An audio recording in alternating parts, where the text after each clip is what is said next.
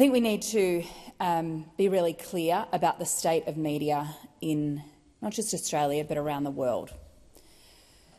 Things have changed rapidly in the last few years, and as big tech, social media companies, big AI is flooding the zone and using not just the work of others, but the spread of mis and disinformation as part of their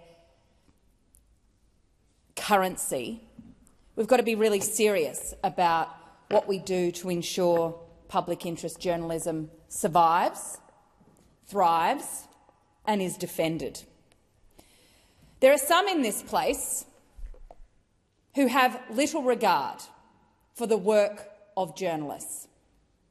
There is some in this place who would like to pick and choose which journalists and which media companies show up to their press conferences.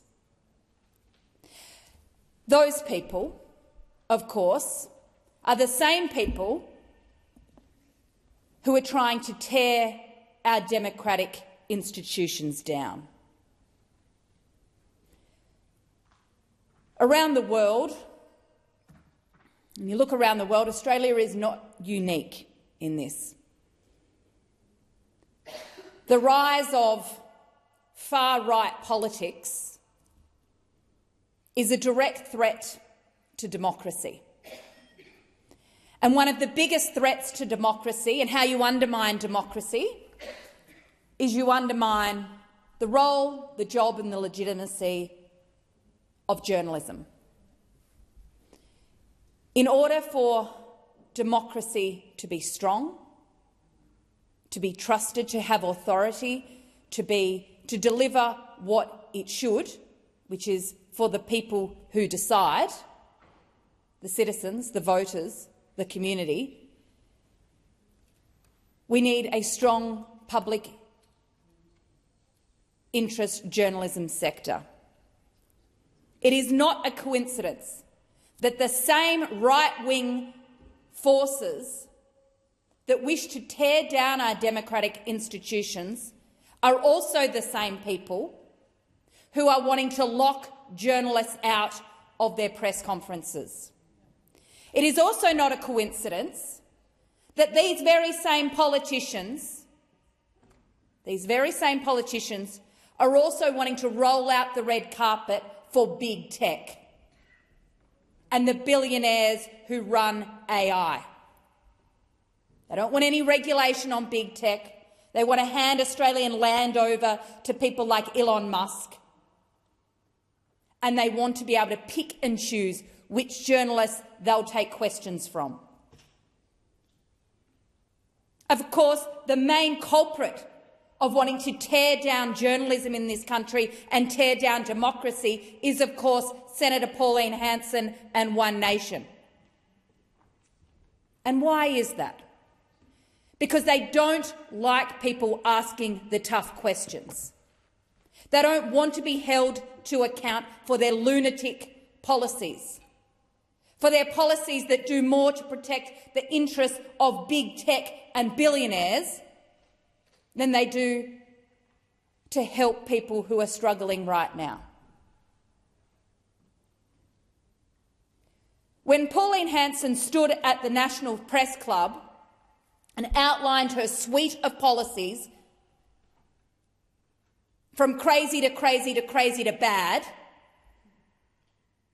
who did she attack? She didn't just attack migrants, although she had a good swing at them.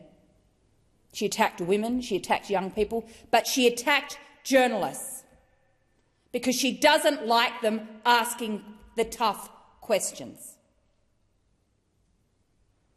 Fast forward a few weeks later, and One Nation is locking journalists and media companies out of press conferences. This is authoritarian stuff happening on our watch from people within this parliament, a democratic institution that only gets to exist because there is a belief that we will be held to account, not just by the public square, but by those that are skilled, trained, and it is their job to hold us to account.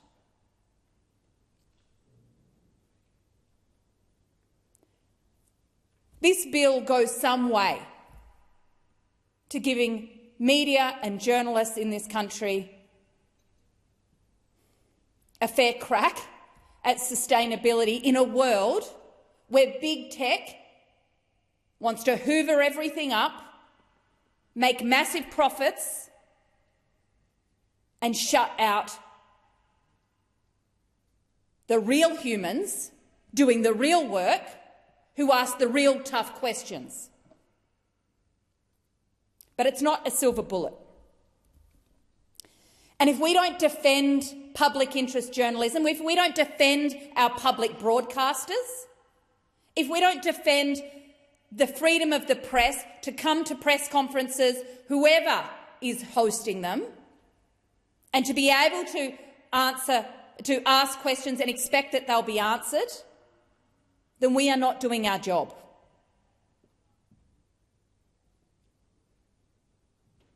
I think it is absolutely galling that somebody can be elected, come into this place, earn hundreds of thousands of dollars on the taxpayer's dime, and then think they should be able to pick and choose who holds them accountable. It's arrogant, it's dangerous, and it's cowardly. There's a reason that Pauline Hanson and One Nation lock journalists out of their press conferences, and it's because they're running scared. The people of Victoria deserve to know what One Nation will do if they're elected. The majority of people who live in rural and regional Victoria and the rest of the country, guess what news they rely on for their public interest journalism? The ABC. And of course, Pauline Hanson wants to gut them, not just shut them out of her press conference, wants to cut them.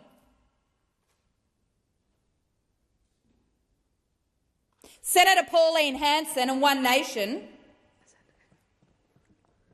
are so scared that people will know what they really want to do that they think they can ban journalists whenever they like. It is a bad, bad, slippery slope.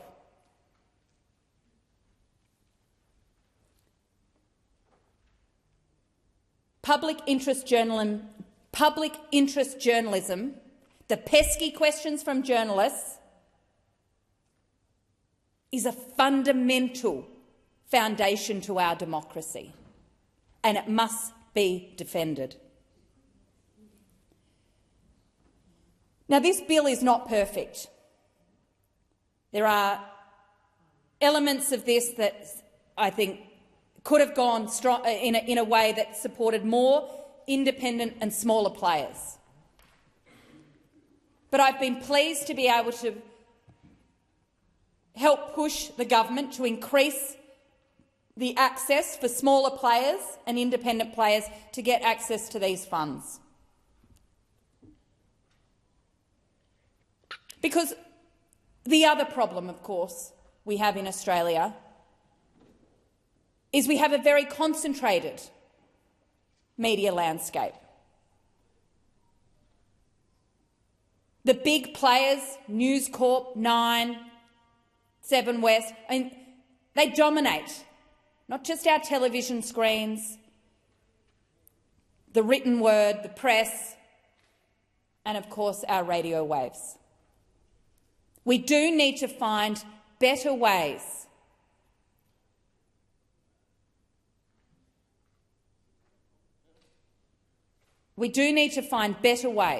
to support, and more important ways to support new players and media diversity in this country.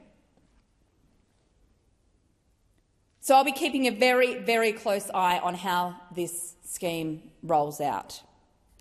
I'm disappointed that the government has failed to put on the table a mechanism for forcing AI and that big tech who are using AI technology to hoover up the content of journalists and news organisations for their own profits, and they're not paying a cent. That is not covered in this bill.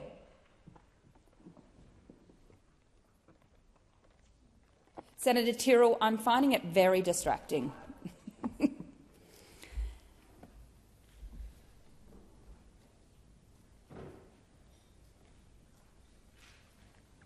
AI is not tackled in this piece of legislation, and it should have been. And the government is now on notice, because it's not just social media companies that are taking the work of journalists, flogging it off as on their own platforms and not paying a cent. AI is doing it every day. And we need a mechanism to force the big tech companies to pay Australian journalists and creators for the work that they are stealing. Big tech has become so humongous. These big tech companies, these big AI companies have become so humongous it's near impossible for an Australian media company to have a fair go in any negotiation. And that is only going to continue to get worse. And the Australian government has to do something about that quick smart. And of course, these companies are mostly US companies. And look at the trust deficit in the United States right now amongst their public, the trust deficit in politics, the trust deficit in media and news. I mean, it is rock bottom. We cannot afford to allow that to happen here. It already is, arguably, and we have to stop it from continuing to follow down that US path. So I urge the government, don't sit on your hands waiting for some silver bullet. You're going to have to do the hard work. It's taken years for the government to put this on the table, and it's cost journalists jobs in Australia already. If you roll over to the big AI companies, it's going to be very, very hard to get things back on track. And I know the government is currently trying to work through those issues, but I am fearful that you're not strong enough to stand up to big AI. I am fearful of that. I don't think you got the guts, but I want to be proven wrong. I want to see this government work with this parliament to stand up to AI and force them to pay for the work that they are stealing. Because if we don't have public interest journalism being used and shared and distributed, we end up with politics and media flooded with lies and rubbish, AI slop, mis and disinformation. And who benefits from that? The very people who sit in this corner who want to tear democracy down. It will cost us all. It's not just about the jobs of journalists. It will cost us the strength of democracy. You've got to stand up to AI, and you've got to stand up to the right wing who sit in this very corner in this chamber, who are doing the bidding for the big tech, for the big billionaires, and for themselves. They are doing nothing about helping Australians.